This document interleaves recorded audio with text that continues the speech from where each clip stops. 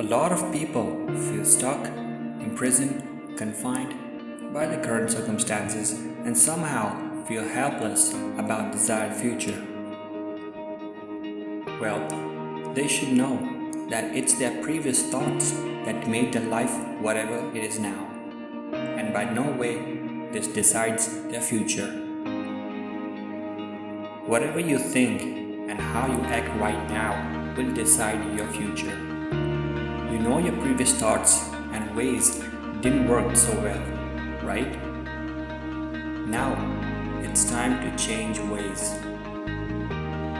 And you start this by changing the way you think, because desire connects you with expectations drawn into life.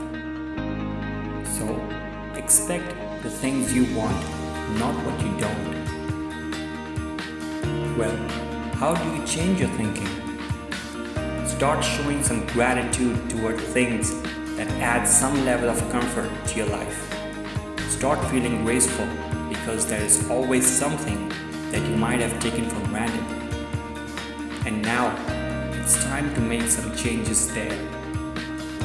Because if you can show gracefulness towards the things you already have, you never attract things that will add more gracefulness into your life.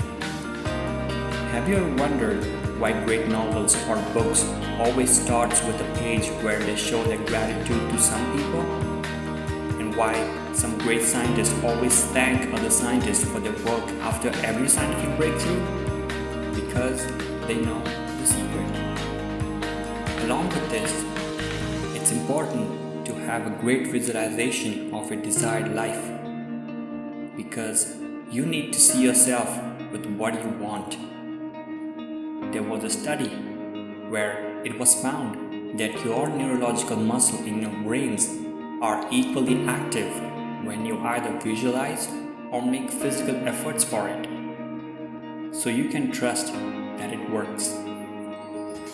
If you continuously revolve that picture in your head, you'll subconsciously start noticing things in your life that will take you an inch close to your goals.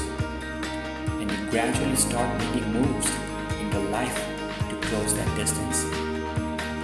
It's important to know that the universe takes time to manifest your desires, but your consistency is equally desirable.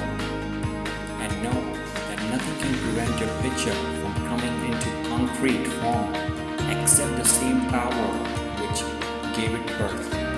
That is you.